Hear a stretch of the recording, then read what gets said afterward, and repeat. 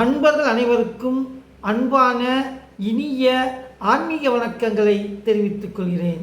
அன்பர்களே, நாம் இன்றைக்கு உங்களோடு பகிர்ந்து கொள்ளக்கூடிய ஒரு கதை கற்பனை கதை தான். இருந்தாலும் அதுவும் சில நீதிகளை உணர்த்துகின்றது. எனவே இதை உங்களோடு பகிர்ந்து கொள்வதிலே நான் மகிழ்ச்சி அடைகின்றேன். இதனை பற்றி தெரிந்து கொள்வதற்கு முன்னால் ராணி பாலமுருகன் யூடியூப் சேனலை சப்ஸ்கிரைப் பண்ணுங்கள், பெல் பட்டனை அமுக்குங்க. அன்பர்களே, ஒரு நாள் ஒரு ஊரிலிருந்து மற்றொரு ஊருக்கு ஒரு 4 பேர் போகிறாங்க.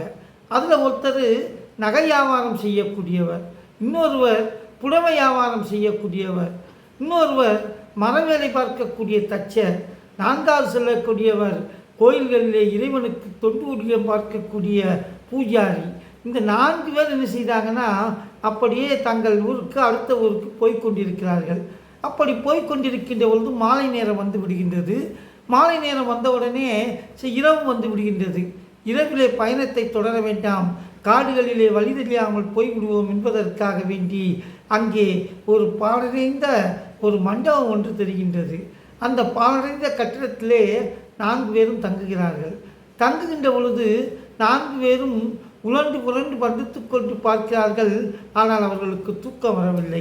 உடனே இந்த மரவேலை செய்யக்கூடிய இந்த தச்சர் என்ன செஞ்சார்னா, வெளியிலே வந்து பார்த்தார். அழகான மரக்கட்டை ஒன்று இருந்தது.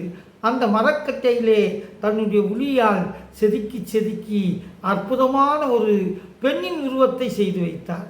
அப்படி பெண்ணின் உருவத்தை செய்துவிட்டு உடனே கொஞ்சம் அலுப்பான உடனே படுக்கலாம் என்று சொல்லுகின்றார். அவர் செய்து படுத்த உடனே அங்கேருந்து வந்த அந்த புடவை வியாபாரி என்ன செய்தார்னா, இந்த அழகான இந்த பெண் உருவத்தை பார்க்காரு.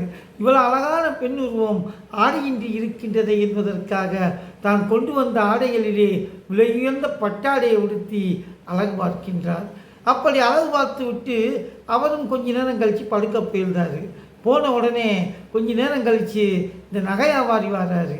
ஆஹா, என்ன அருமையான பெண் உருவம், இதற்கு அழகாக சேலை வேற கட்டி இருக்கிறார்கள்.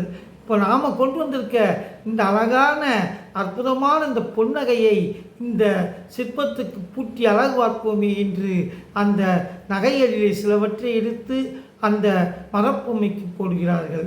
போட்ட உடனே அவரும் கொஞ்ச நேரத்தில் படுக்க போயிருந்தார். 4வதாக வந்த அந்த கோயிலிலே திருப்பணி செய்யக்கூடிய அந்த பூசாரி வந்து பார்க்கின்றார். என்ன அழகான பெண் உருவம், அதே போல் என்ன அழகான சேலை, என்ன அழகான நகை, நம்மால் ஆன மட்டுக்கு இறைவன்ட வேண்டி இந்த பொம்மைக்கு உயிர் கொடுப்போமே என்று அவர் இறைவன்ட வேண்டி மந்திரங்களை எல்லாம் ஜெபித்து அந்த பெண்ணுக்கு உயிர் கொடுத்து விடுகின்றார். அப்படி உயிர் பெற்றவுடனே அந்த பெண் மிகவும் அழகான பெண்ணாக இருக்கின்றது. உடனே அழகான பெண்ணாக இருந்த உடனே இந்த 4 பேரும் அந்த பெண்ணை பார்த்து, நான் திருமணம் செய்து கொள்ளப் போகிறேன், நான் திருமணம் செய்து கொள்ளப் போகிறேன் என்று 4 பேர்களுக்குள்ளே போட்டி வந்தது. இவர் என்ன சொல்கிறார், நகை வியாபாரி நான் தான் கட்டிக்கிடுவேங்காரு, புடவைக்காரர் நான் தான் கட்டிக்கிடுவேங்காரு, தச்சர் நான் தான் கட்டுவேன், பூசாரி அவருடைய பங்குக்கு நான் தான் கட்டுவேங்காரு. இப்படி 4 பேரும் சண்டையிட்டு கொண்டிருந்தார்கள். அப்படி சண்டையிட்டு கொண்டிருக்கின்ற பொழுது அந்த வழியிலே வந்த ஒரு வயதான வழிப்போக்கர் ஒருவர் வருகின்றார். வந்தவர் சொல்லுகின்றார், ஏனப்பா 4 பேரும் சண்டையிட்டு கொண்டிருக்கிறீர்கள் என்று கேட்டவுடனே, இந்த அழகான பெண்ணுக்கு உரியவன் நான் தான் என்று ஒவ்வொருவரும் சொல்லுகிறார்கள். அப்பொழுது சரி, ஒவ்வொருவரும் என்ன நடந்தது என்பதை கூறுங்கள் என்ற உடனே அந்த தச்சர் சொல்லுகின்றார், அந்த வெறும் மரக்கட்டையாக இருந்தது, அந்த மரக்கட்டையை இங்கே உளியினால் செதுக்கி அழகிய பெண்ணின் வடிவத்தை நான் இங்கே படைத்தேன் என்று சொல்லுகின்றார். உடனே அவர் சொல்லுகின்றார், இந்த உருவத்தை படைத்ததனால மரக்கட்டையில் இருந்து அந்த கருவை, அந்த பெண்ணாகிய கருவை உருவாக்கியதுனால நீ தந்தைக்கு சமம். எனவே நீ இந்த பெண்ணை திருமணம் செய்து கொள்வதற்கு தகுதியற்றவன், நீ இந்த பெண்ணுக்கு தந்தையாகத்தான் இருப்பாய், தந்தையாகத்தான் இருக்க வேண்டும் என்று சொல்லுகின்றார்.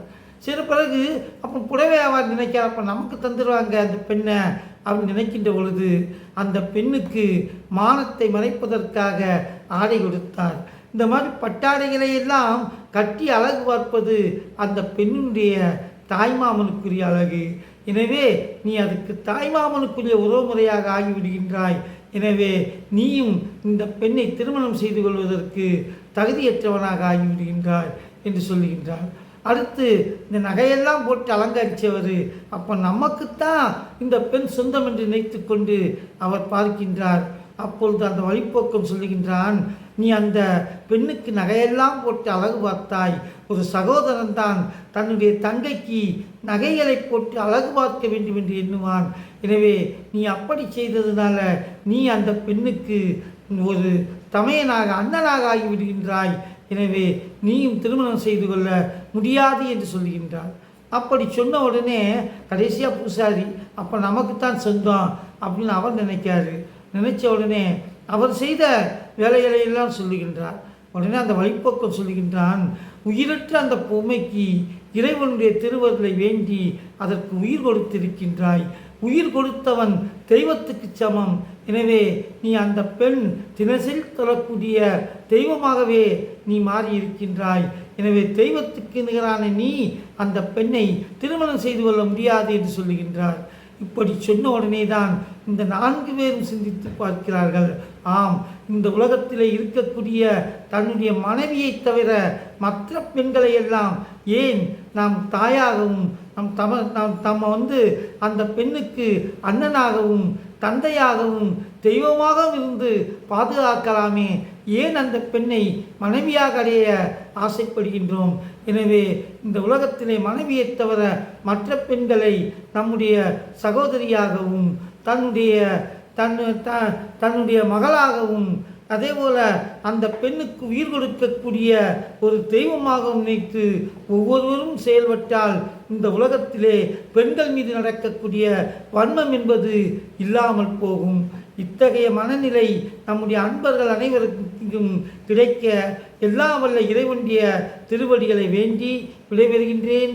நன்றி, வணக்கம்.